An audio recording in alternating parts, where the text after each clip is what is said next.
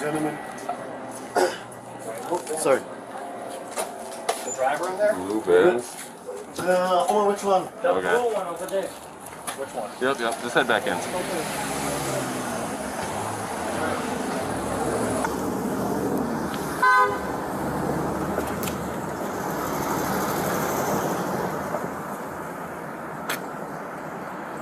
They're moving around a lot.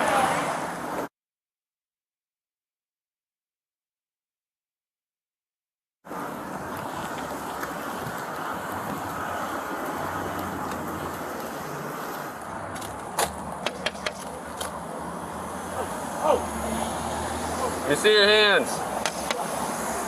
Damn, man. Stay in the car. Let me see your other hand. I'm sorry. Let me see your other hand. Please, Miss Officer. Both hands. Do nothing. Put your fucking hands up right now. Let me see your other hand. All right. What I do though? What do we do? Put your hand up there. Put your fucking hand up there. Jesus Christ. Keep your fucking hands on the wheel. Keep your fucking hands on the wheel. Yes, sir. I'm sorry, Miss Officer. Who else is in the car? I got shot. This is my friend.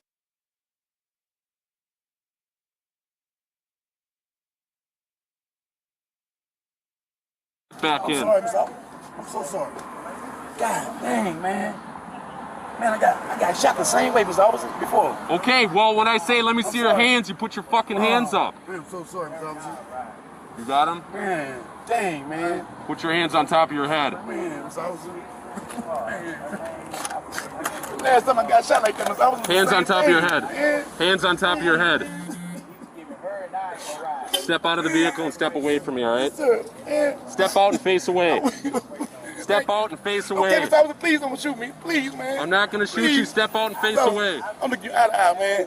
Please don't shoot me, man. I'm not shooting you, man. Please, man. I just lost my mom, man.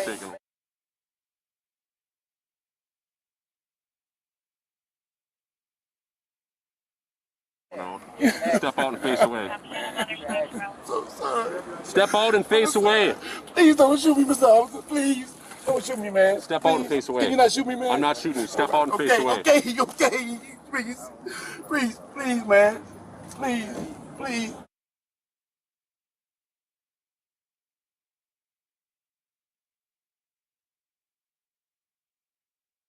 I didn't know, man. Get out of the car. I didn't know, Mr. Officer. I didn't know.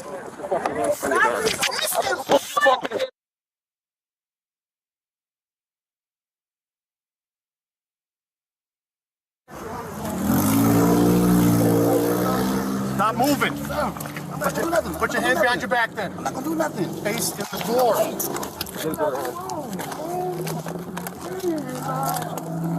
Hey, you come back. Stay in the car.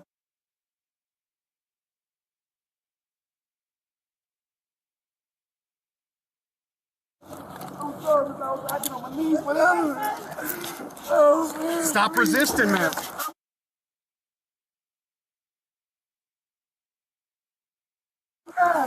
Yes, you are.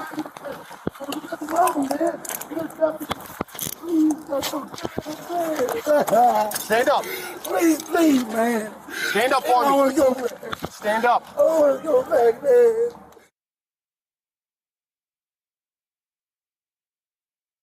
I ain't gonna do nothing that's wrong, man. Come on, walk with me. This is like Walk with me.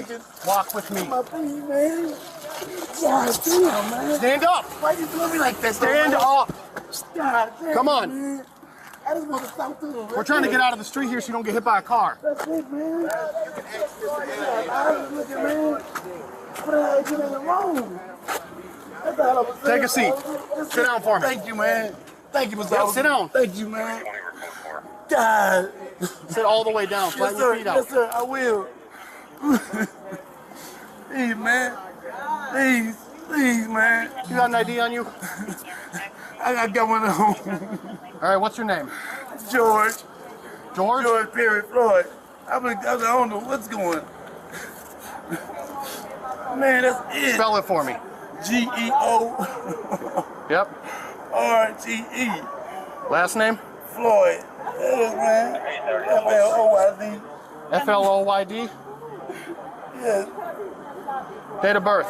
And that's I'm gonna get October 14th. October 14th? 73. Man, I got shot last time. Same way, man.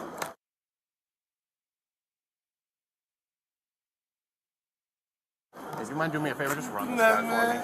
for me. George Floyd. Thank you. Man, you was looking at Mr. Officer. I don't want no problem. I ain't gonna do nothing. Man, you know why we're here? Why? We're here because it sounds like you gave a fake bill to the individuals in there. Yeah. You understand that? Yes. And do you know why we pulled you out of the car? Because you was not listening to anything we told you.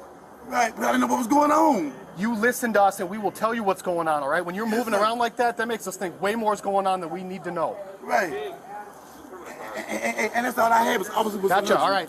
We're gonna put you in the back of a squad, all right? So, can I talk to you? Yeah, we're gonna sort all this out, all right? Please, man. That's your car key? It's my sister. Key fob right there? Yes, sir. Man, I got one problem. Yeah, I'm gonna hold on to that for you, all right? Stand up. Please, man. All right. Can I give me? Because I was so messing with him. I was like right now. I'm like, what's going on? Yeah, and look at you still able to reach your side. You're making me nervous. That's why I was feeling. Look at my wrist. Look at it. Yeah, I got you. We'll fix all that. We'll fix all that, but you gotta walk with me. Ouchie, man. Are you on something right now? I'm not, no, nothing. Because you acting a little erratic.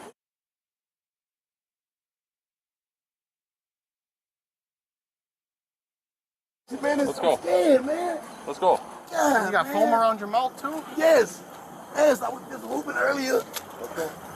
Man, what up? All right, let me calm down now. This is a little better now. All right, okay. You do me one favor, man. And we're gonna talk about that once we get to the car. Stop moving around. Man. Oh, man. God, don't leave me, man. Please, man, don't leave me, man. Oh, please don't leave me, man. Yeah, just unlock the door for me. I was really thinking. Hey. Stand up. Stop falling down. I'm claustrophobic, man. Stand up. I'm claustrophobic. Stay on your feet and face the car door. Please, man. Please. No. Please. Not yet. Keep the door open. Keep the door I just open. want to talk to you, man. Please, let me talk to you. Man, you ain't listening to nothing we're saying, so we're not gonna listen to nothing you're saying. I'm claustrophobic. Face the door. Please, man. I'm claustrophobic. I hear you, but you are gonna face this door right now. Listen up. Stop. I don't know anything. I don't believe you got anything, man. I'm not resisting, man. I'm not. You can ask him. They know me. Check that side. God, man, I won't do anything like this, y'all. Why is it going on like this? Look at my wrist, Mr. Officer. I'm not that kind of guy. Sit still. Mr. Officer, I'm not that kind of guy. Please. I'm not that kind of guy, Mr. Officer. Please. All God. right. Please.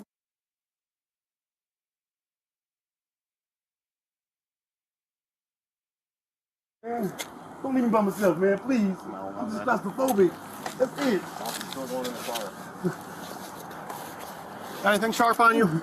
I won't do nothing to hurt y'all. Do you have anything sharp on you? Sir. Not even like a Why- comb or nothing? Nothing. I don't have nothing. Why y'all doing me like that? Mr. Officer, please, crack it window for me and stuff, man. Stand up straight. I'm claustrophobic for real, Mr. Officer. You got him? Could you please crack it for me, please? Yes, I'll Run my crack hand. it. Stay I with me, will. man. I will. Please stay with me, man. Thank you. God, man. I didn't know all this was gonna happen, man. Please, man. I just want my hands free.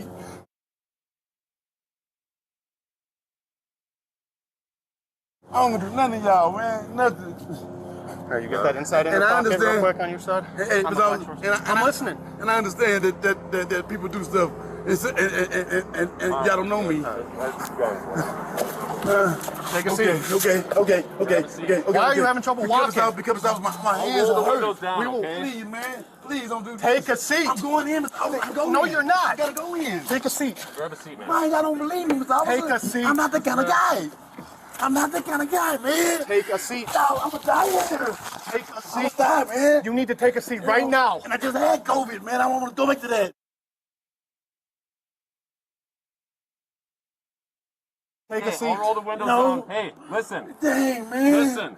I'm not that kind of guy. I'll roll the windows down Please, and you man. put your legs in, all right? I'll Y'all put the air on. God, look at that. Look Look, at that. you're not even listening. Look at it. Look at it. We can fix it, but not while you're standing out Okay, here. man.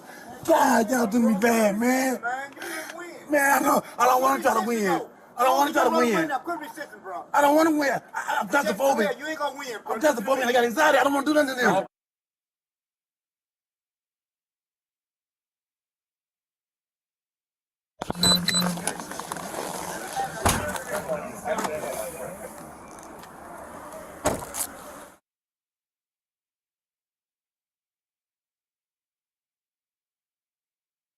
made a mistake somewhere When down I start breathing, it's gonna go off on me, Get man. in there.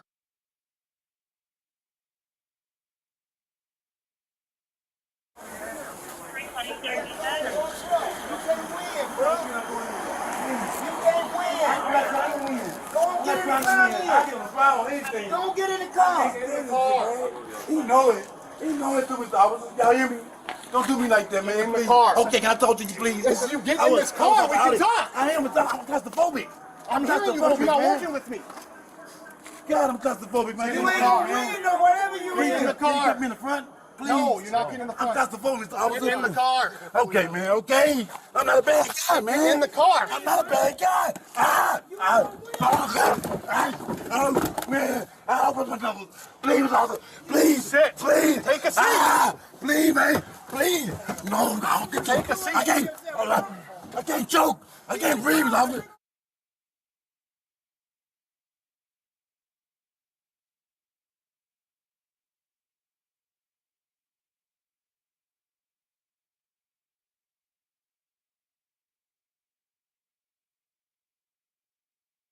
Please! Please! Fine. My wrist, man. My wrist, man, please. I can't take that, man. I can't. I'm gonna lay on the ground. I'm gonna lay on the ground. I'm gonna lay on the ground. Get in the squad. I'm gonna lay on the ground. I'm gonna lay on the ground. Come on. I'm going down. I'm going down. I'm going down. Get in the squad. I'm going down. I'm going down. I'm not gonna breathe. Bro, you gonna die of a heart attack, man. I know I can't breathe. Get in the car.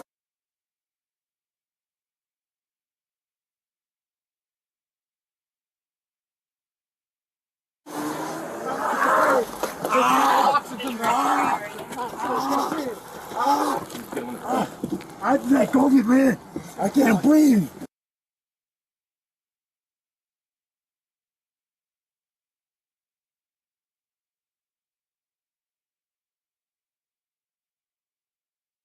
Take a seat. Please, man. Please listen to me. Is he going to jail? Listen to me. He's under arrest right now for forgery. I tell you.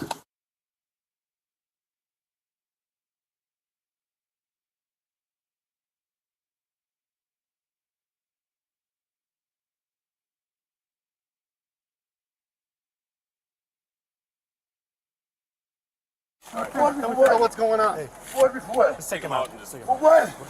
Please, man. I can't fucking breathe. Here, come on out. Look at you. Thank you. Thank you. Lay him down. Yeah, on the ground. On the ground. My wrist.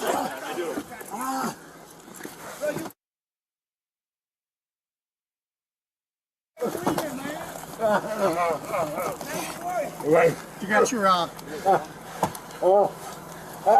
restraint. Hobble.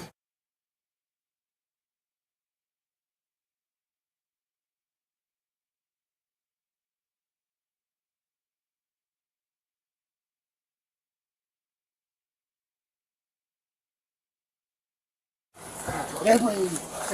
I can't breathe. Jesus Christ. I can't breathe. Thank you.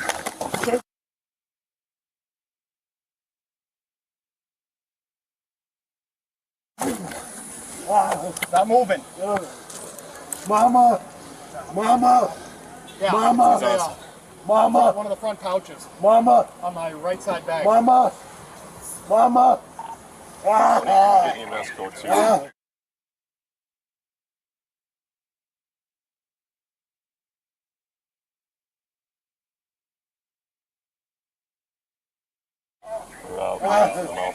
You're the rest guy. All right. Oh my God. So you go to jail. I can't believe this. I can't believe this. Man. Mama, I love you. Reese, I love you. You got hobble? In 2020, George Floyd says, I got shot last time. Man, I got shot last time. Same way, man. And you would have been the last officer to arrest George Floyd. Did you shoot him? No, I didn't shoot him. No.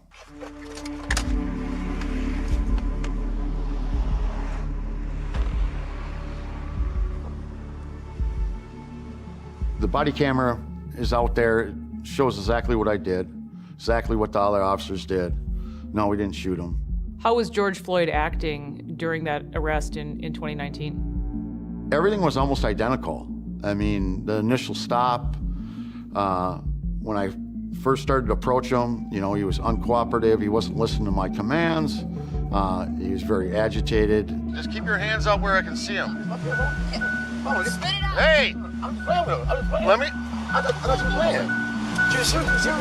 Keep your hands where I can see him. Let me see your hands.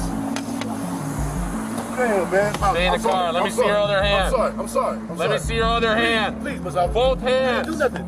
Put your fucking hands up right now. During the time, I couldn't see his hands.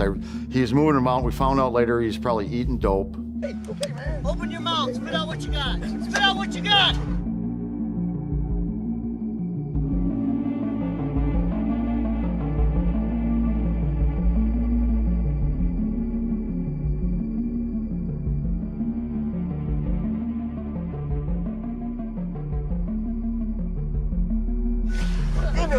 My mama, man. My mama, man, please, man. Come on, lean back. I'm not gonna do anything more. I just lost my mom, man. Step out and face away. Go ahead and undo your seatbelt. Don't shoot me, man. Please, I don't want to get shot. I don't plan on shooting you. I'm just saying, just take your time. Step out and face away. Okay, Miss Alpha, please don't shoot me. Please, man. I'm not gonna shoot you. Please. Step out and face No, away. I'm looking eye to eye, man. Please don't shoot me, man. Please.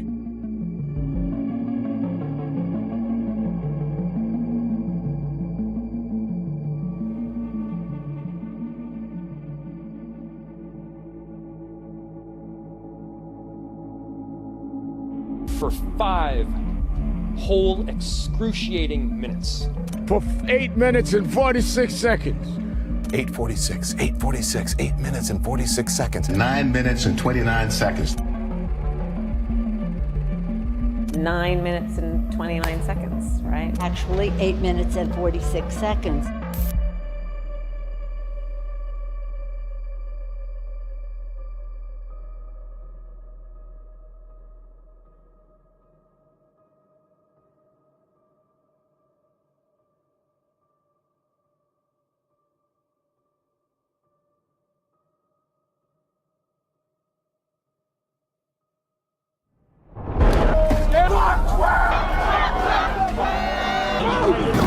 Fuck that,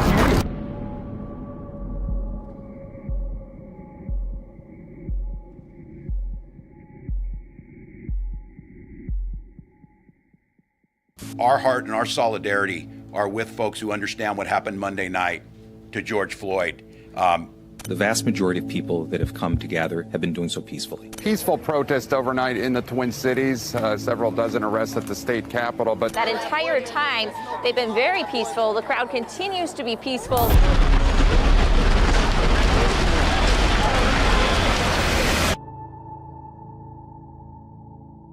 It started out as a lot of people gathering, which is, your First Amendment right, but it quickly changed.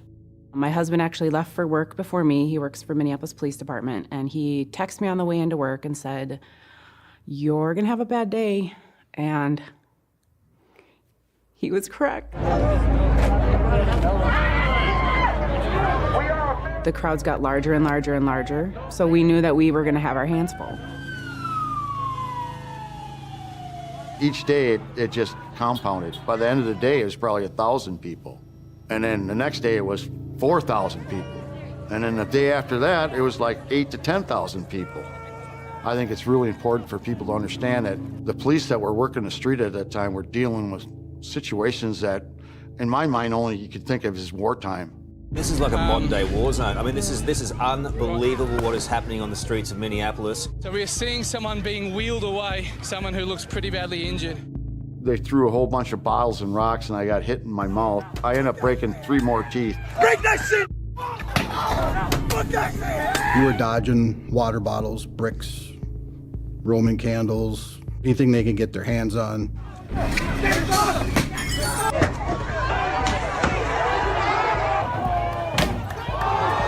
It was crazy. It was like I was living in a third world country. I'm like, what is going on?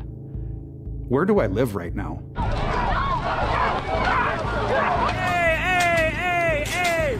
And this is a thing that bothered me about government officials, is they let people sit back and throw rocks and bricks and fire bombs, and we're supposed to just put on a helmet and take that.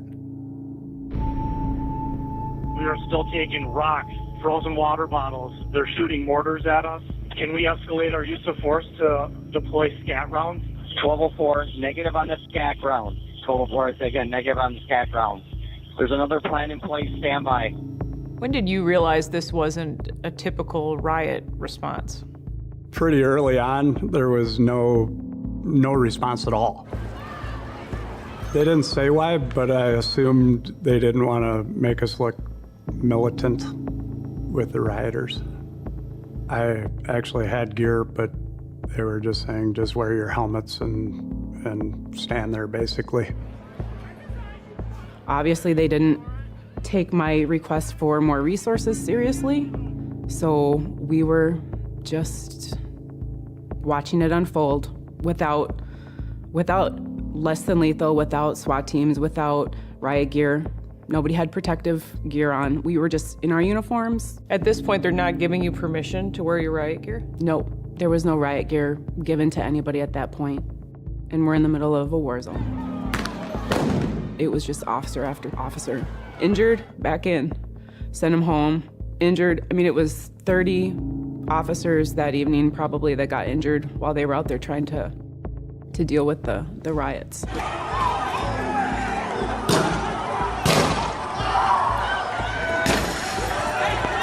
We were in a squad car, me and my partner, and we were at Chicago and Lake. And we had a observe and report post, basically. So we watched them with our own two eyes break into the T-Mobile store, Foot Locker, Chicago Lake Liquors. We were given a play-by-play over the radio, and the only sponsor we would get back is just copy, observe, and report. We watched them loot, we watched them light the Molotov cocktail, and we watched them throw it into the building. They're starting to throw Molotov cocktails. We were ordered not to do anything. Fire department wasn't responding then.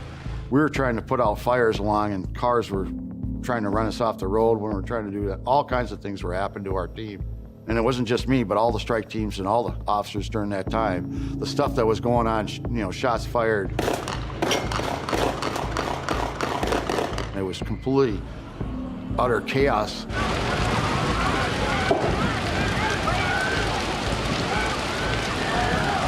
This was just kind of wandering around aimlessly, waiting to be told what not to do next.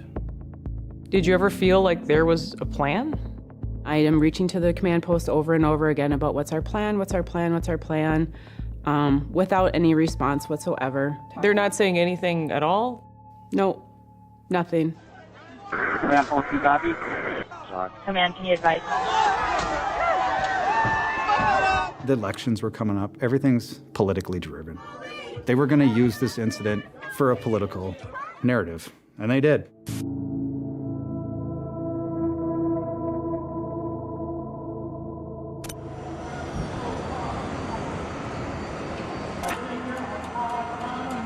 It started with the tragic and senseless murder of George Floyd, and it extended through the week of righteous anger being expressed by community leaders and all people of conscience.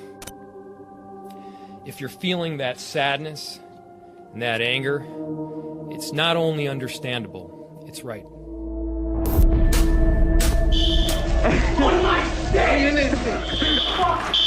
You the fuck! I end up on the phone with the assistant chief. He's like, so our plan is we're gonna take all the squad cars and everything around and make the precinct look abandoned. And if no one's there, it shouldn't be a target. And I'm literally just staring at the phone like, this, how is this the plan? Like, there's thousands of protesters, there's thousands of rioters. They have dead pigs in front of us. That signifies they will kill a cop. We were tasked to go down to the precinct to remove all of the shotguns and patrol rifles and ammunition from the precinct. When I got down there, You would swear it was kids moving out of college dormitory because there was moving trucks and everything out back, literally emptying out the precinct. People were showing up at the precinct, gathering their things. So they'd come through the fence, get let in, go to the locker, grab their stuff, and walk out. I was like, where are you going? Oh, I'm just coming to get my stuff in case they give away the precinct. Like, it's got our museum stuff. Pretty soon, 2 vans showed up and cleaned out all the museum items. You're talking 20, 30 years of pictures, artifacts that are on the wall supposed to be for eternity. So you're a lieutenant in this building, and you don't even know that the plan is to surrender it later in the evening? No, not even a clue. As they were like cleaning things out, they took all the cameras out because they didn't want the rioters to break them. We're now in a precinct with boarded up windows. I could tell what was going on outside. I couldn't see it, but you could hear it. You could tell. I knew there were fires. The radio traffic was completely insane. It was fire after fire after fire. The whole city was burning, just like night 1 and night 2. Looks like the U.S. Bank building at 28th and Lake is on fire. Flames above the buildings in front of it. Copy. U.S. Bank at 28th and Lake appears to be on fire. Large fire east of the 3rd precinct. Copy. Large fire east of the 3rd precinct, 2118. I was shocked. I said, no way, no fucking way. And the city's not that stupid. They're not going to do that. You can't just give up a precinct. I did not think anybody in their right mind would think it would be a good tactical move to give up a precinct. I made the decision to evacuate the 3rd precinct. When do you get word that it's finally time to leave the building? So I get a command over the radio that we need to evacuate the 3rd precinct. Evacuate now, evacuate now. I said, like, right now? Video 1, do we have to evacuate right now? And they said, yes, immediately. You need to evacuate now. Evacuate, evacuate, evacuate. I have 50-some people. I quickly get on the air and tell everyone to gather in the roll call room. I get a phone call from the head of 911 as I'm trying to do roll call, and she says, our whole 911 backup system is there. You need to go get the radios. And I'm like, okay. So either we're in so much danger that we're trying to evacuate right this second, or we're not. We're going now as fast as we possibly can. A few SWAT teams come in. I realize they are our escort out, and one of the SWAT team leaders looks at me and he says, why are we evacuating? And he's coming from the outside in, and I can't see on the outside of the building, so I'm like, why? And I don't know. He doesn't know, I don't know. We just have to evacuate. Evacuate now, evacuate now. Time is 21:55. They're about to breach the back gate. Everything was happening so fast and there was such chaos. You know, the heart's racing right now talking about this. And we run. We run with our belts on and 50-some people and 3 SWAT teams, and we get to the fence. We can't get out. We gotta go. We're sitting ducks here. There was only one way in and one way out, and the way out was locked. 1283, they've breached the northwest corner of the front. Northwest corner of the front has been breached. They're coming in the back. We need to move, Need to move now. One of the squads rams through the fence to get it open.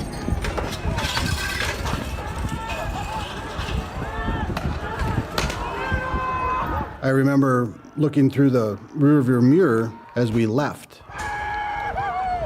It looked like a zombie movie. They all just rushed to the fence and started climbing the fence, and they caused the fences to collapse, and then they just all rushed the precinct.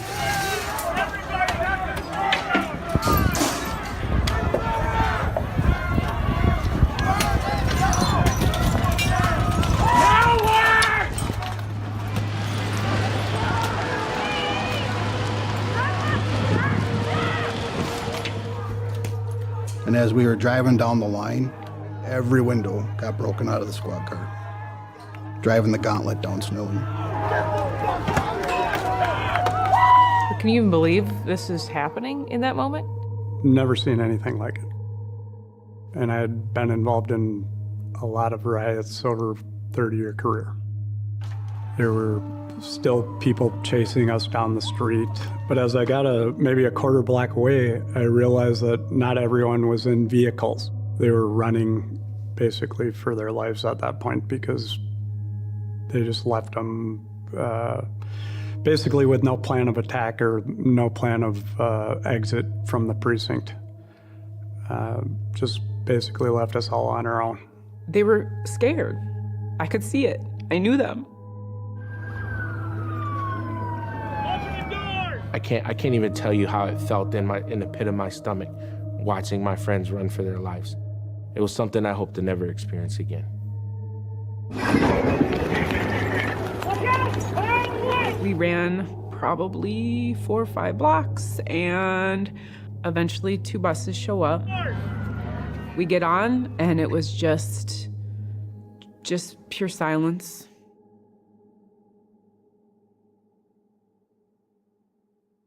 I've never cried at work, and I couldn't control myself. I apologized to them. All I could do is say, I'm sorry, and they were like, this is not you. And I felt like I didn't save the precinct. I let them all down. I let all them down. And I just looked out the window and the whole city was on fire. Our precinct was on fire. And it was just like I'm watching a bad dream. Copy, the precinct is on fire. Get a citywide tone right now in our loss of the 3rd precinct. Airing information citywide. The 3rd precinct has been compromised.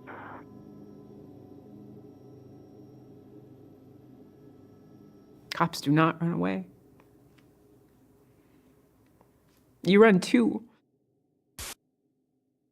The symbolism of a building cannot outweigh the importance of life, of our officers, or the public. We could not risk serious injury to anyone. Mayor Fry decided that it was just a building. And I know there's probably several hundred cops and maybe some citizens that would disagree with that. This has never happened in our country's history. Have you lost a police station or police precinct to a riot? Furthermore, forfeiting it. It was unbelievable then, and it still is now, that they chose to surrender that precinct. You can't call it leadership. Lack of leadership. You're not going to gain any confidence from anyone in the city by giving up your own property. It sent that message, in your opinion? Absolutely.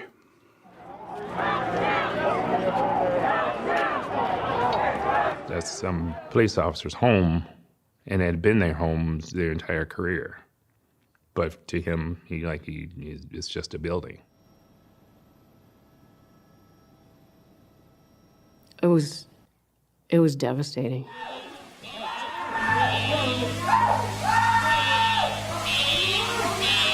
Everything was broken. Anything that we left in there was demolished. My office was torched. My office was actually the one part of the building that was still burning.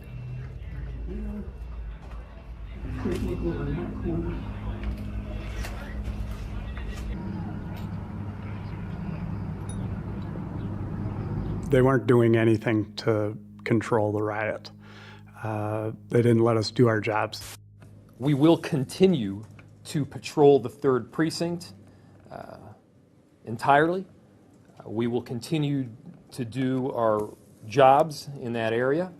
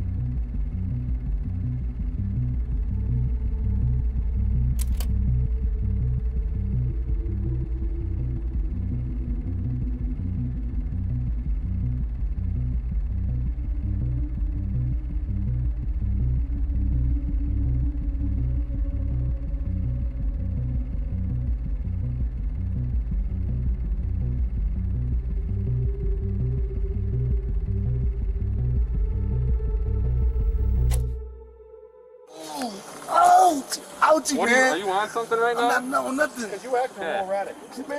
If George Floyd would have told the truth about fentanyl and methamphetamine, could that have helped to save his life? Yes. Yes, it could have. That's proven by what happened the year before when he was arrested by Minneapolis police and he was putting tablets in his mouth. Open your mouth. Spit out what you got. Spit out what you got. He admitted at some point that he had swallowed a bunch of pills, and the paramedics came and talked to him and took his blood pressure, and his blood pressure was extremely high, 216 over 160, and so he ended up going to the hospital. Put your hands up right now. If he had admitted that he had again ingested pills in the car when they were attempting to arrest him, things could have turned out much differently.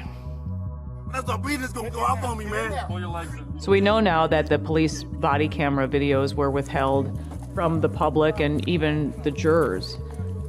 When you were able to see those videos, what was going through your mind?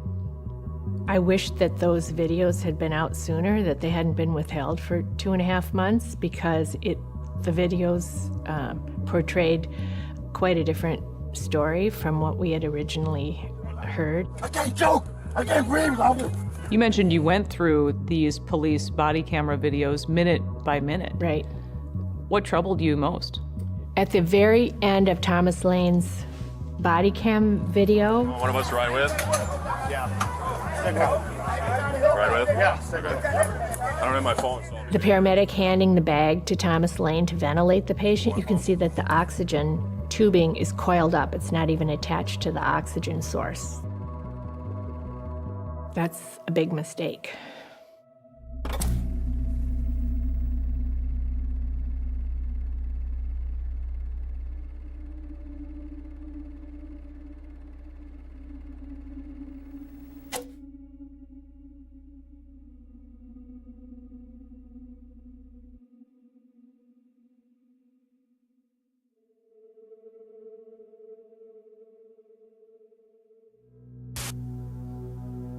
George Floyd was a healthy young man. The autopsy shows that Mr. Floyd had no underlying medical problem that caused or contributed to his death.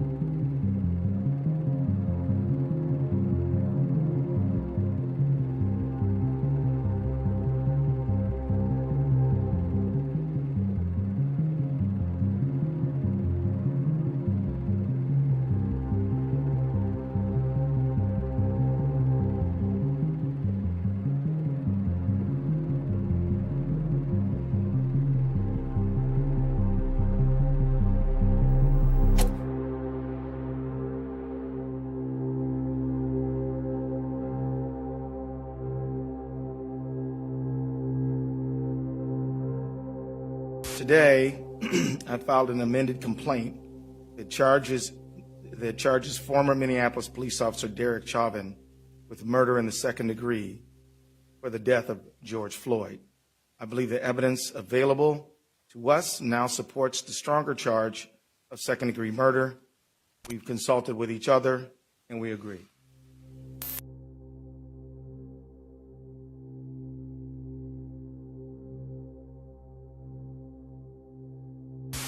Finally, I'd like to announce that today, Hennepin County Attorney Michael Freeman and I filed a complaint that charges police officer King, Lane, and Tao with aiding and abetting murder in the second degree, a felony offense. I strongly believe that these developments are in the interest of justice for Mr. Floyd, his family, our community, and our state.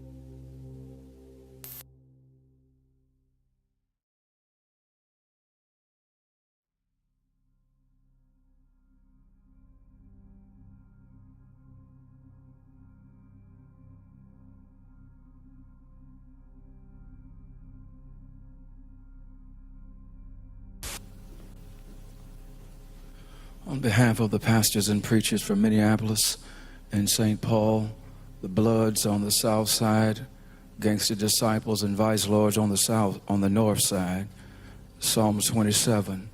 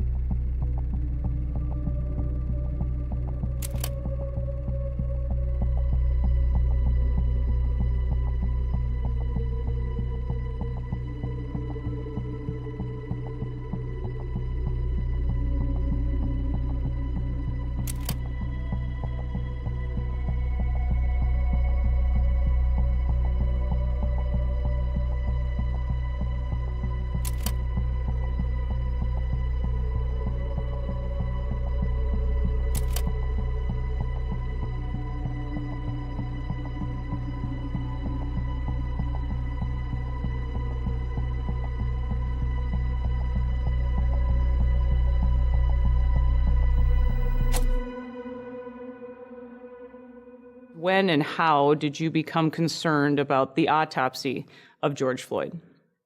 I think we all saw video and television coverage of this, and I saw one of the body camera footages from the police officers that showed that he was complaining of shortness of breath before entering into the car.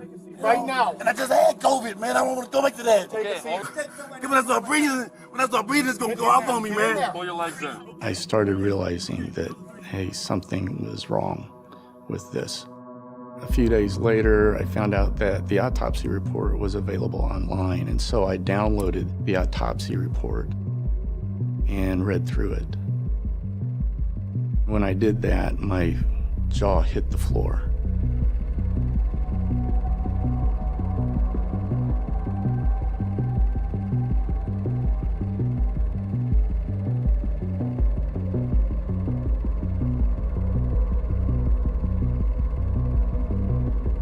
No underlying medical problem. George Floyd was a healthy young man. An article published in a peer-reviewed journal identified 17 errors in George Floyd's autopsy. Do these errors raise questions about how George Floyd died? Yes.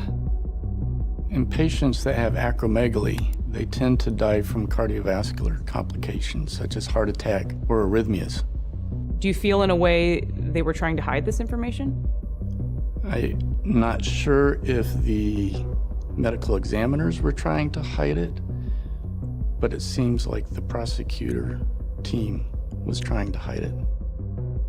There's no mention of that in the original autopsy report, nor any of the other reviews. I wouldn't even call them autopsy reports, but other reviews by other medical examiners. What do you think about that?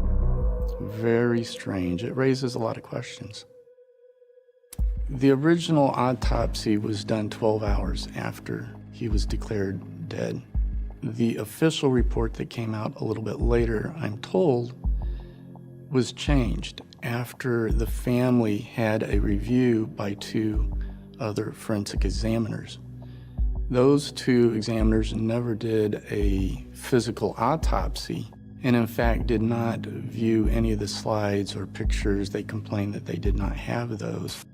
We acknowledge that additional medical information, including toxicology and further investigation, are necessary for a final report.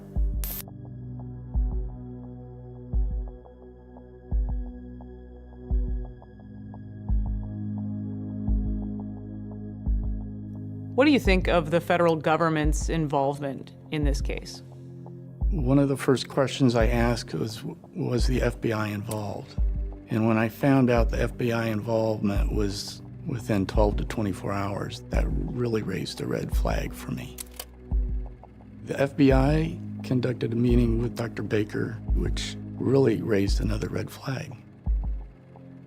I think there's a lot of questions that remain unanswered with this. And when I study what happened and how people and our leaders reacted to this, I just shake my head and almost cry in compassion of what has happened to Minneapolis.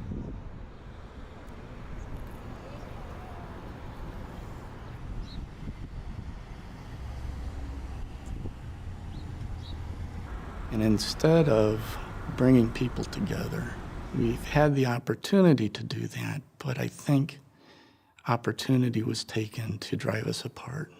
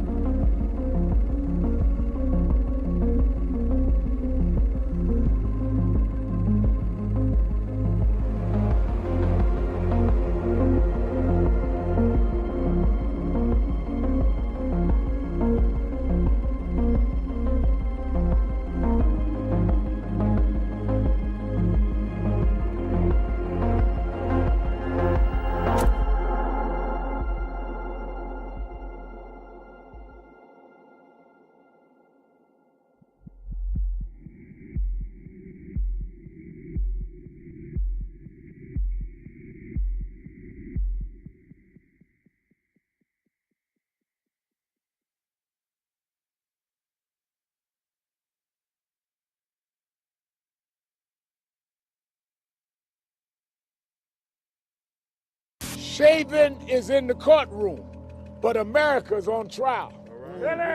Thank you, George Floyd, for sacrificing your life for justice. But even Dr. King's assassination did not have the worldwide impact that George Floyd's death did.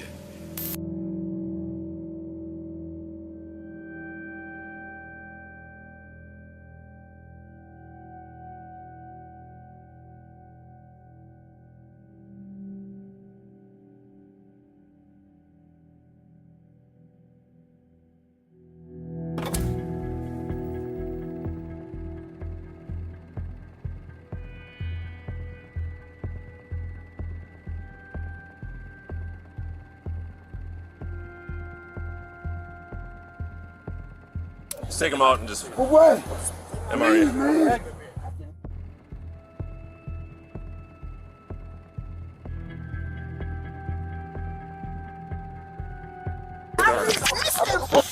Stop resisting, man. Jesus Christ. Thank you.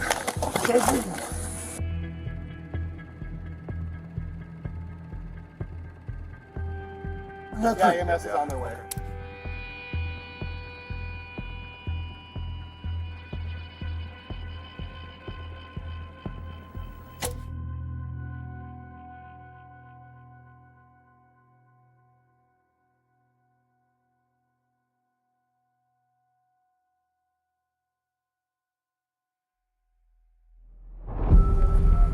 Tonight, barricades surround the Minneapolis courthouse, where jury selection is set to begin Monday for the murder trial of Derek Chauvin. The courtroom in a tower in downtown Minneapolis was ringed Monday with concrete barriers, barbed wire, and soldiers from the state's National Guard. Nearby businesses were closed and windows boarded up due to fears of arson and other property damage that occurred after Floyd's death. But I'm going to tell you there's a new day in America and a new day in Minneapolis. And that day belongs to all of us when we demand for justice. So say his name! Say his name! Say his name!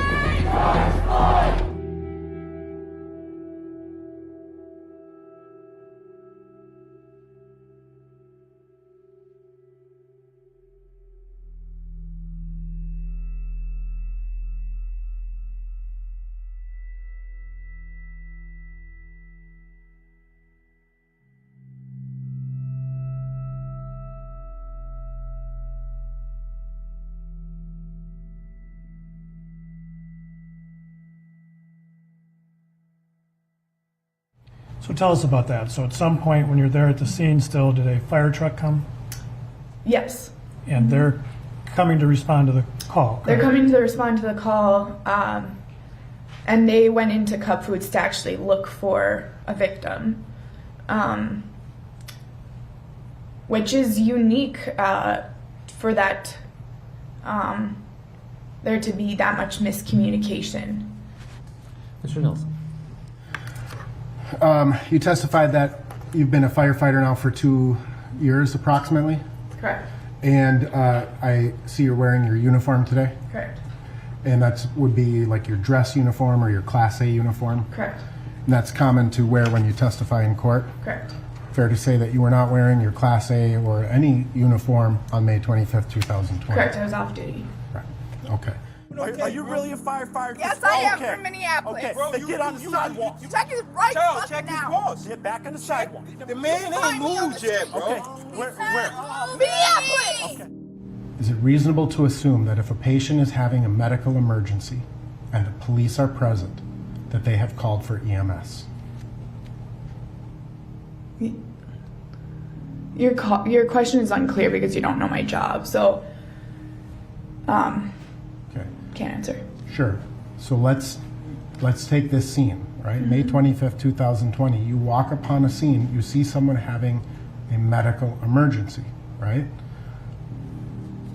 You did not call 911 to get the medics there, right? Right.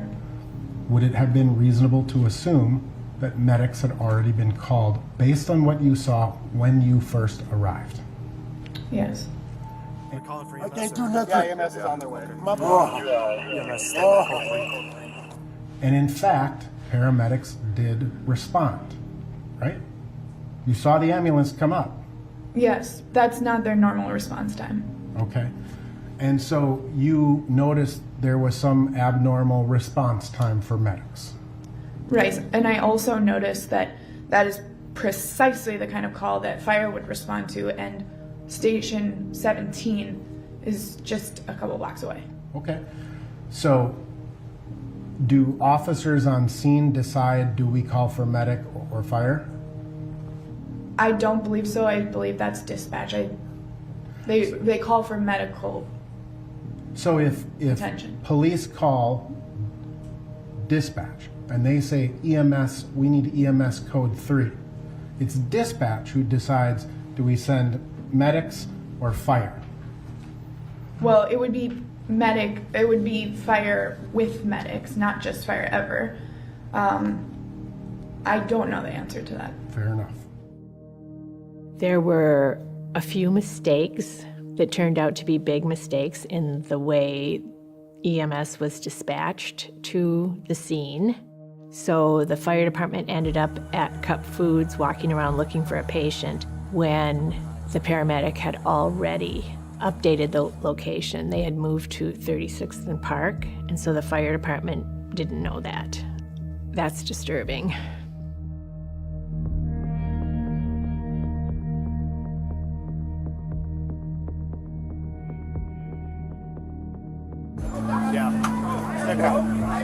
Right, Red? Yeah. Okay. I don't have my phone, so I'll be Baker. You just CPR. Okay.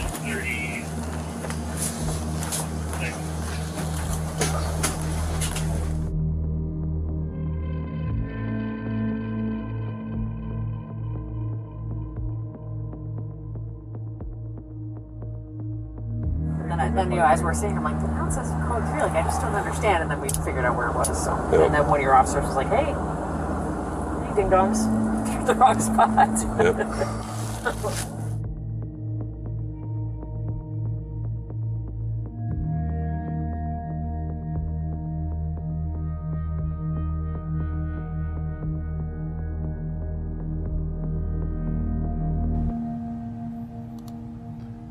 You would agree, Chief, that from the perspective of Miss Frazier's camera, it appears that Officer Chauvin's knee is on the neck of Mr. Floyd.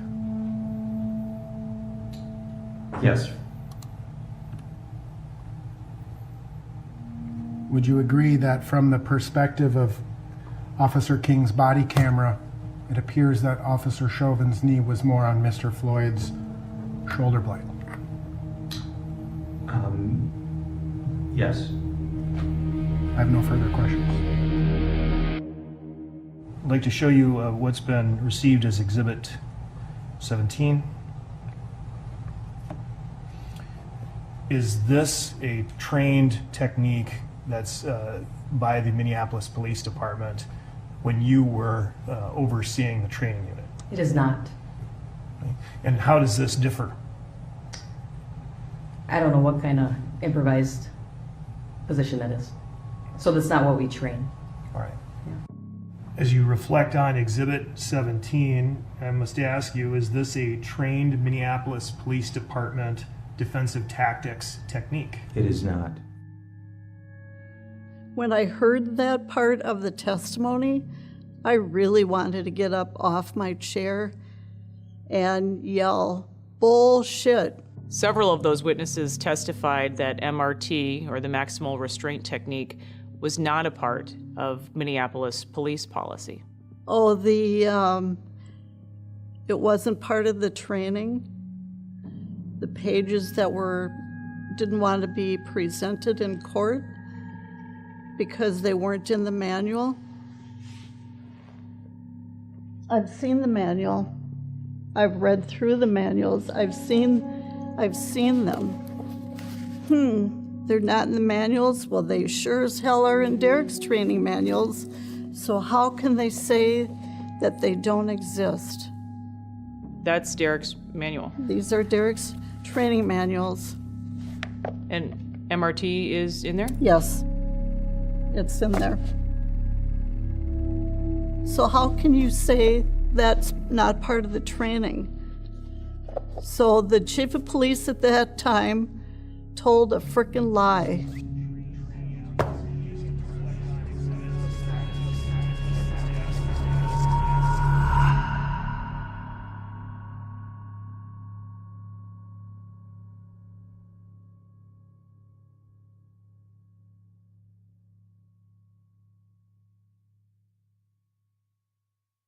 This call is from a federal prison.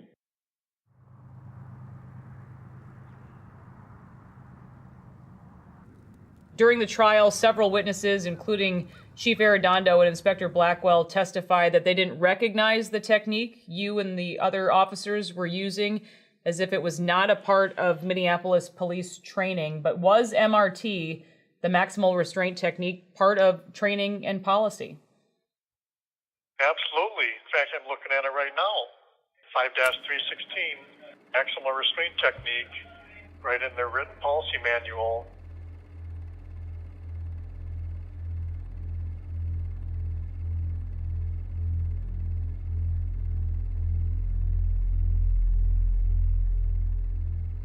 The EMS and Minneapolis fire response was not normal. Normally, both those resources are sent. They arrive in short time, especially on a code 3 situation. In this case, Minneapolis Fire took 20 minutes plus to arrive, and their station's 8 blocks away. At the end of the day, the whole trial, including sentencing, was a sham. So from that point, we saw you standing there on the sidewalk, just sort of standing still. How's your name tag, bitch? From there, did you stay in the area for a little while? Yes. And at some point you made a 911 call. Yes. Why at that point did you call 911? I think it all settled in that I wish I would have done that immediately, because it was ridiculous that fire station 17 was as close as it was. And that they hadn't been there. I should have called 911 immediately, but I didn't. And when things calmed down, I realized that I wanted them to know what was going on. Your attorney wanted to show a photo of MRT to the jury, but Judge Cahill denied it. Was this a key piece of evidence? I think it certainly is important. Just the fact that it's a PowerPoint training presentation that the City of Minneapolis Police Department delivered, using that photograph that at least illustrates some of the training techniques that are performed. Were you trained in MRT, the maximal restraint technique? Yes. Yes. Yes. Yes, I was. Yes, we all were. Yes, all the police officers were trained in the MRT. Your police chief said on the stand that he didn't recognize that technique. I heard him say that. It's tough to hear people lie, just straight lie. And again, goes right back to, for me, the good and the bad, like the right and the wrong. And for you to be under oath and just straight lie. The amount of training that we go through, I mean, it's consistent every single year. It's written down. It's on body cam. I mean, was that unfortunate? Absolutely. I know Derek Chauvin. It's absolutely horrific what happened, the whole scenario. But did he do anything intentionally to make that happen? No, it was all what we were trained on. You helped to train Officer Alex King. What did you think of him? I probably trained a few thousand people.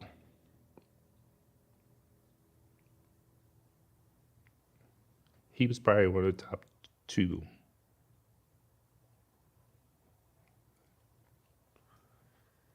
Top 2 or 3 recruits I've ever had. Give me a minute.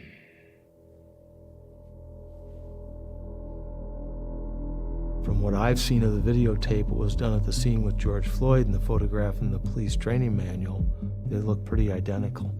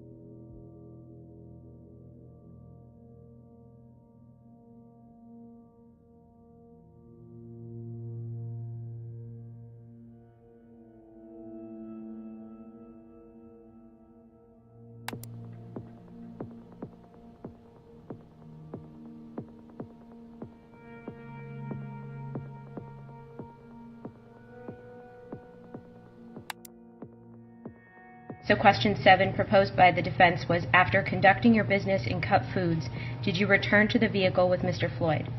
Mr. Hall cannot answer that question. Mr. Hall cannot put himself in that car with Mr. Floyd. Again, this was a car that was searched twice and drugs were recovered twice. If Mr. Hall puts himself in that car, he exposes himself to constructive possession charges of the drugs that were found in that car. Knowing all that, you've had a chance to look at the questions that were proposed by both sides? I have. Would you be willing to answer those if I were to put you on the stand and swear you in as a witness? No, I am not. Okay, and why would you not answer those? I'm fearful of criminal charges going forward. I have open charges that's not settled yet.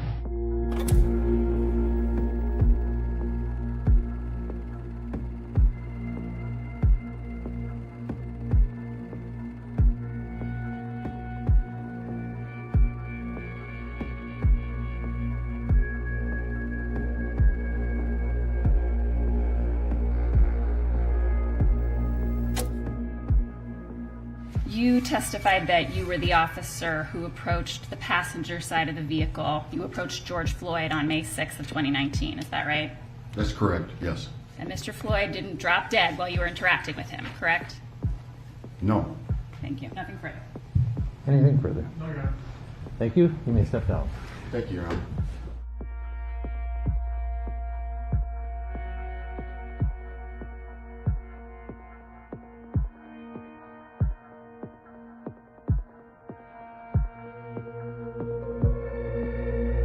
The city of Minneapolis has agreed to pay George Floyd's family $27 million to settle a civil lawsuit with his family as the jury selection continues for the trial of the officer charged with his murder. You know, like you mentioned, there is no amount of money that can replace a brother, a son, a nephew, a father, a loved one. But what we can do is continue to work towards justice and equity and equality in the city of Minneapolis. The city of Minneapolis would pay them the largest civil settlement of its kind, $27 million. We're looking for a guilty verdict. We're looking for a guilty verdict. What should protesters do? Well, we got to stay on the street, and we've got to get more active. We've got to get more confrontational. We've got to make sure that they know that we mean business. I'm aware of the media reports. I'm aware that Congresswoman Waters was talking specifically about this trial and about the unacceptability of anything less than a murder conviction and talk about being confrontational, but you can submit the press articles about that. A congresswoman's opinion really doesn't matter a whole lot. This jury has, despite all best efforts, has been bombarded with information relevant to this case. It is impossible to stay away from it unless you literally shut off your phone or you shut off your TV, you shut off your computer.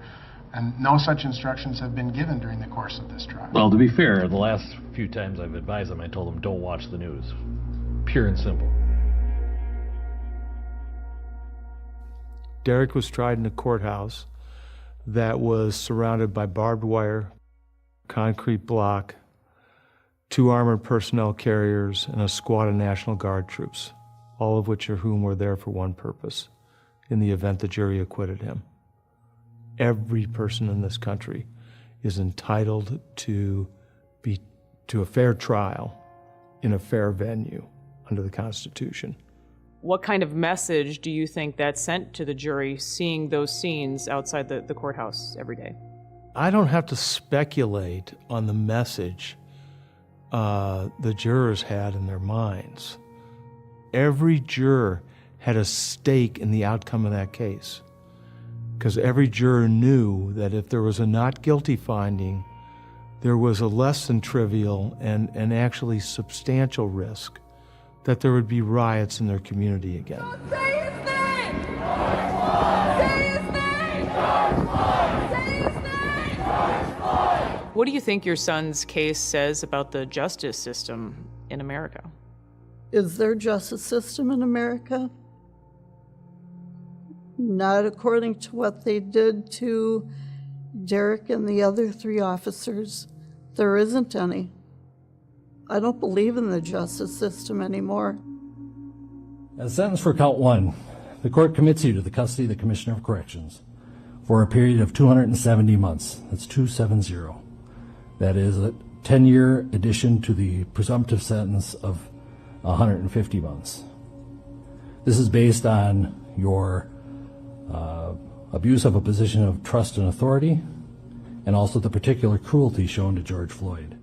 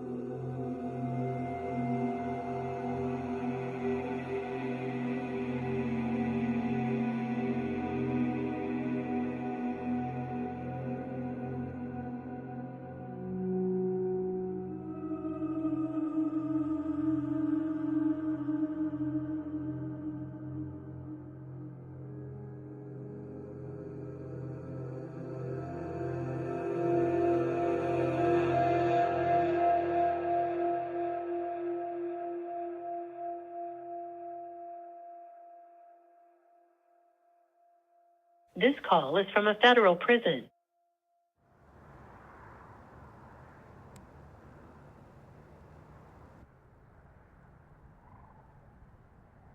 Do you blame Chauvin for any of this?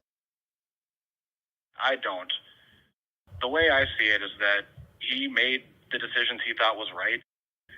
As he did before, he's always been one that was by the book and legally abiding. I think he did exactly what he was trained to do. Unfortunate that the publicity got as riled up as it did by all the officials and politicians that were involved with the case, and it took away any chance he had to even say his piece. What does this case say about the justice system in America? I think, unfortunately, we've come to the point now where the justice system has been controlled by mob mentality. Social media, news outlets, peer pressure now control the outcomes of trials, investigations.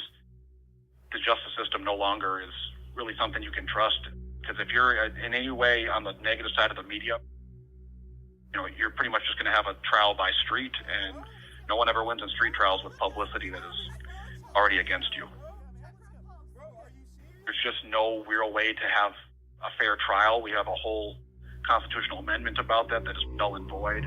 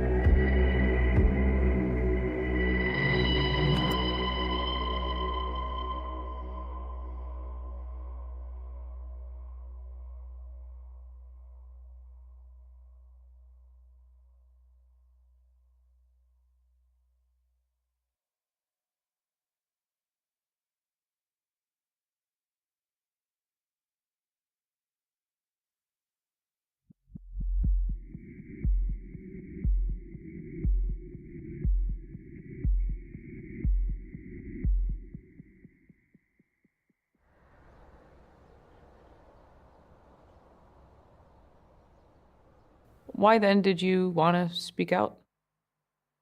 The whole city is different. The police force lost so many people because of it. Just the amount of crisis that people went through.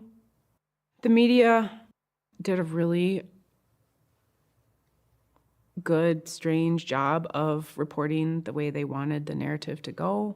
After what the world witnessed in the murder of George Floyd, these 4 police officers are committing a series of actions that violate policies. This news is disgusting, and they're immoral. At the stuff they reported, the lies they reported. I saw the video. There was a lot of other angles that were excluded.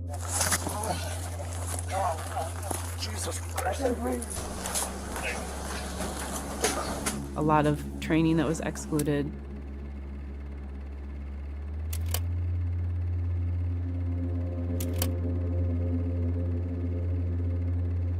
What was it like going to 911 calls after the riots? I was the first officer at multiple shootings.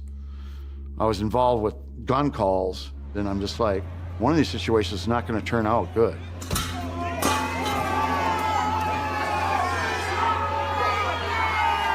I mean, no matter what I do, I'm going to be either the next Chauvin or I'm going to be shot or killed. And I go, I've already been injured twice in this job, bad. And now, now at the end of my career, I'm going to get hurt again or end up in prison. When did you decide to leave the Minneapolis Police Department? I've been in several riots in this city, or protests, or whatever you want to call them. And of all the different riots I've been in, that's probably the first time I've ever felt helpless. I found myself, for the first time ever, I kind of had a panic attack.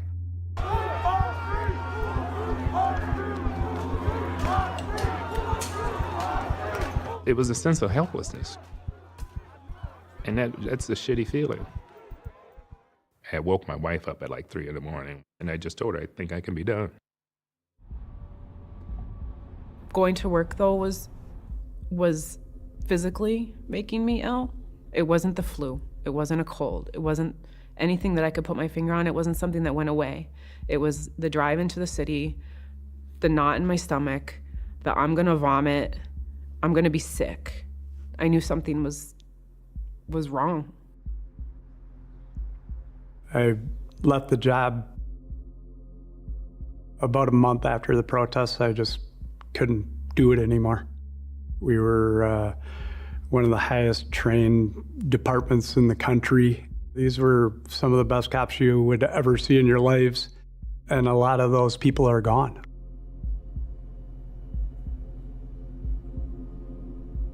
The last call I was ever on should have been a routine call.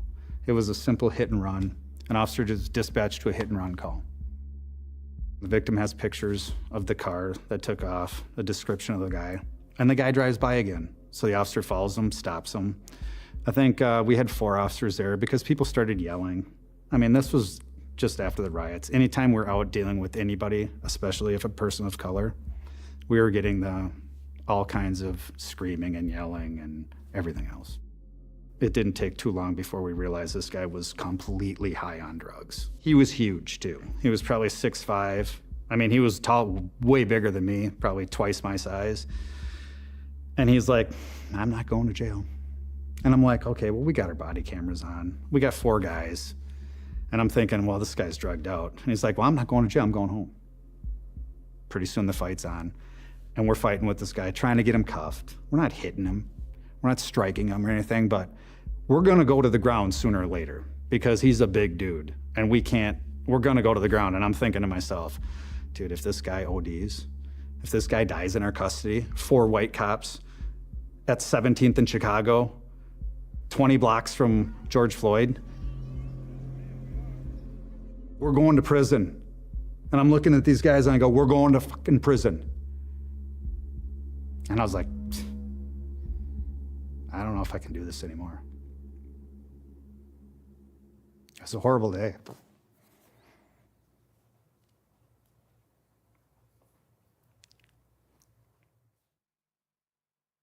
My father was a police officer. I grew up in Minneapolis. My family was here. I didn't want to leave. It was the hardest thing I ever did in my life. I still have difficulties with it. You know, I didn't want to go. I love being a police officer, you know. But one day sitting there having lunch, it was probably a group of 20 of us, and somebody had said, hey, LT, I heard you're leaving. What's your last day? And I said, well, today in about 10 minutes. I said, in fact, could one of you guys give me a ride home because I had to leave my squad here? And the one guy that gave me a ride home, he's like, okay, let's, I got my squad right here. So we were in a marked squad. I still had a uniform on. And I see a guy walking, and I see as he's going to raise his hand, and I was like, oh, hey, somebody wants to wave at us. And then he flipped us off. And I went, holy crap, this was the right decision. Yeah. Everything changed. And it didn't have to, had we had strong leadership right from the very top. The governor, the mayor, our chief of police, the city council of Minneapolis, the assistant chief, and the deputy chiefs. This is how you treat your people. You just turn your back on us.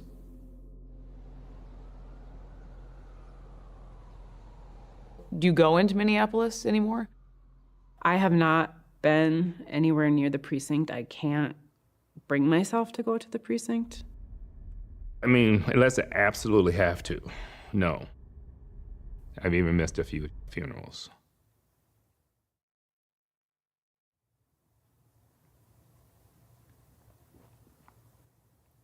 Why did you decide to stay on? Well, I think for myself, mainly for pride. I worked really hard to get here, really hard. And I made a lot of sacrifices in my personal life to be able to don a uniform and stand for something. And I could not let evil win. They failed when they gave up that precinct.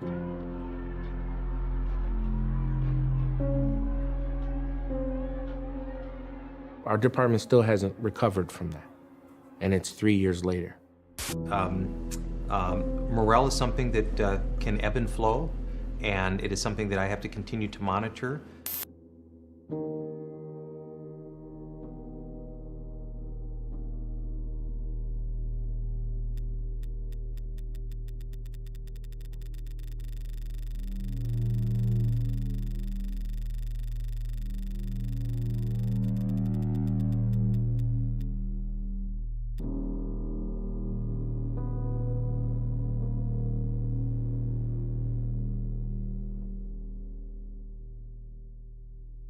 I do hear that the mayor talks that crime is down.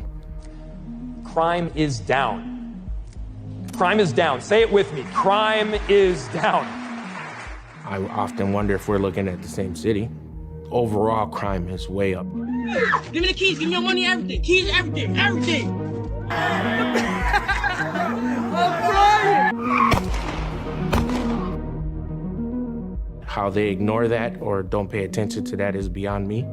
It's just another example of why we're in this situation we're in now. Can you even keep up? No. When I came on, we used to have a roll call of about 20 to 25 cops. I've had roll calls with 2 cops in them. So it's just not enough. This council is going to dismantle this police department.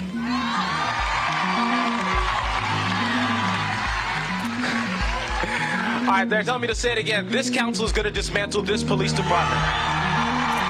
This government, not just in Minneapolis, but in the nation in general, has done a very good job, all the way to the White House, of demonizing law enforcement.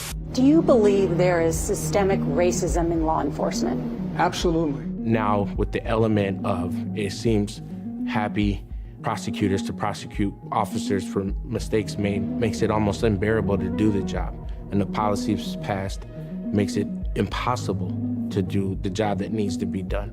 Our commitment is to end our city's toxic relationship with the Minneapolis Police Department, to end policing as we know it.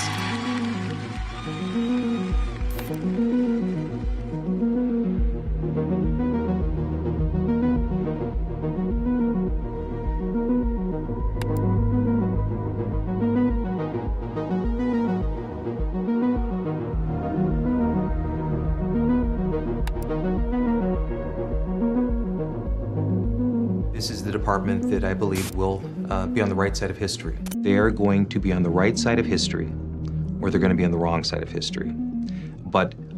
Or they will be left behind. But I'm determined that we are going to be on the right side of history.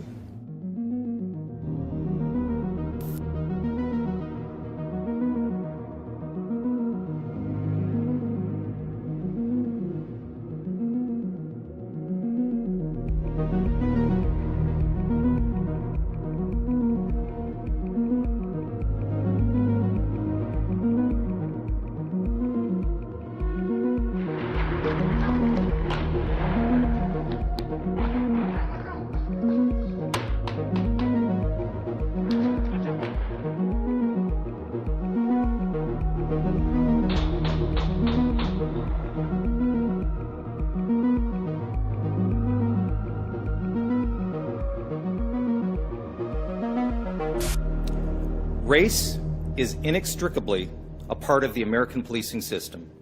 Don't run now! Don't run now, racist white people! I'm here! Oh yeah, we pull up!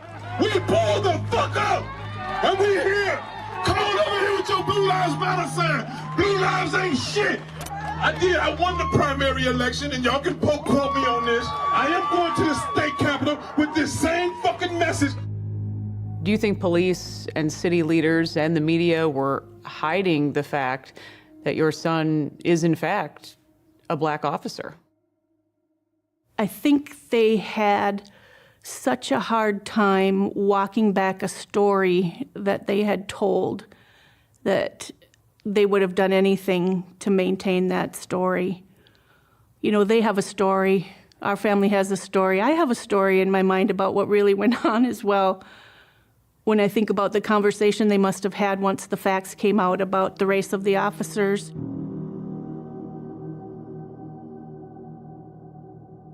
About the toxicology report, about the medical examiner's report, about the body cameras. I can't joke. I can't breathe. And, you know, my story goes as they're sitting around looking at each other in a room going, okay, now what do we do? The truth and the facts don't match the story we've been telling everybody, and the media has been telling, what are we going to do now? And they look around in the room and ask each other, you know, who has the cojones to tell the truth? Is it going to be you, Arredondo? Is it going to be you, Benjamin Crump? Is it going to be you, Mayor Fry? Who's going to be the one that's going to say, oh, you know, oops, we thought it was this, we were wrong. The facts don't support it. We're going to have to do something, we're going to have to say something.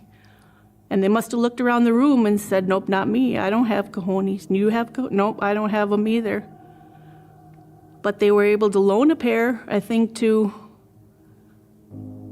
Mr. Chief Arredondo so that he could, don't worry, we'll borrow you a pair so you can have them to go on stand and lie about the training these police officers have had, since you don't have any to tell the truth. And that actually, you know, is the story that makes more sense with the facts than the one that they were telling.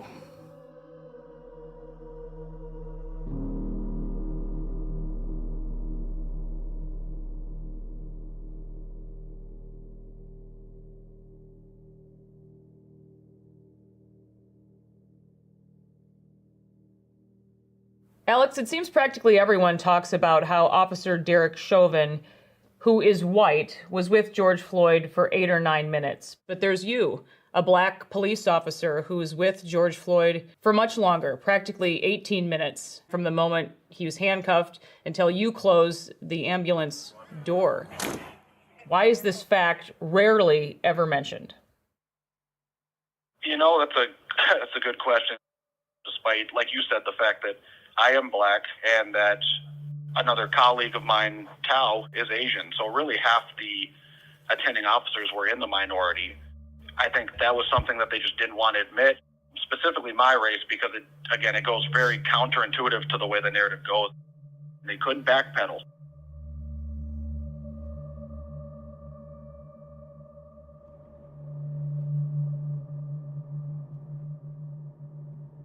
This is where he grew up? Mm-hmm. Yep. Been here most of his life. It's our first house together.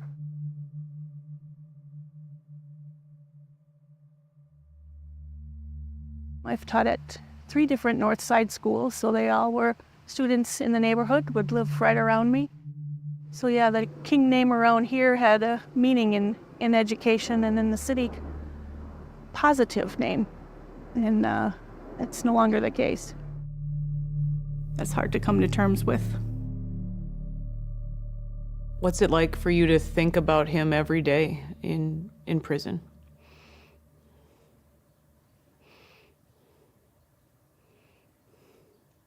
My greatest fear is that it's going to change who he is. That I just don't know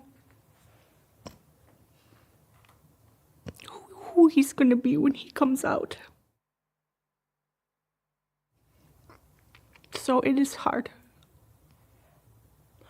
to think of him there. Every day is excruciating. And we tell him, you know, we know who you are. We know what a lie this is. And you don't have anything to apologize for. What I observed was not training that I ever participated in, none that I observed other officers participating in. I can't understand how an untruth or a lie can be so accepted without question. This is what happened, this is how they reacted, and this is why they reacted, and this was part of their training. None of that was said? None of that was said.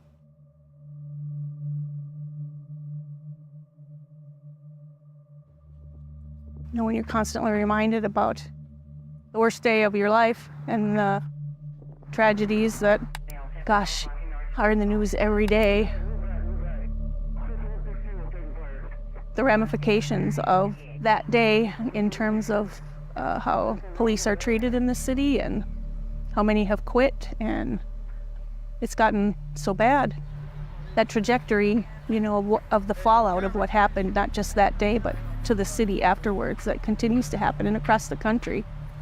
I just can't understand why they don't see that. I mean, how can that not be seen? It's not the police that are the problem. Something else needs to change. How can that not be obvious when things have gotten so bad? The city itself has lost its appeal. A lot of trauma, and the plan is to find somewhere else where we can start fresh and not have all the bad memories. How do you get through every day in prison, Alex? Prison is a very, very unique experience, I can say. One I never thought I'd see myself in, but it's very easy to get caught up in a lot of self-wallowing and a lot of whatever thoughts you have in your own head. And the easiest way to do it is to take it day by day. Do little things here and there that you can keep doing to take time off your sentence, keep pushing the days forward, and just keep your head up and know that ultimately this isn't the end and this won't define me. Alex, what do you want people to know about this case? What's been done is done, and I just hope that at the very least, people in the future can keep an open mind and not let instances like this happen. Just use my case as an example, is to not jump the gun, not knee-jerk, not fall to this race bait, to the social media, to the media, and let them get away with what they do. Because if things like this keep happening, no one anywhere is going to have any sense of justice left.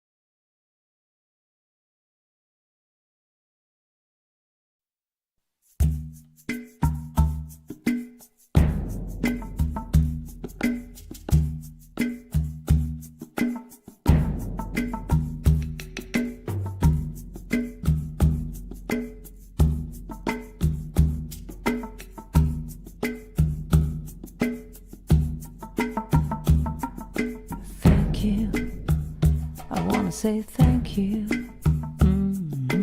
thank you, thank you, 'cause I'm so grateful, oh grateful, I'm so grateful. So I wanna say thank you for this day, Spirit, thank you for this day. Thank you for this day, Spirit, thank you for this day. This heat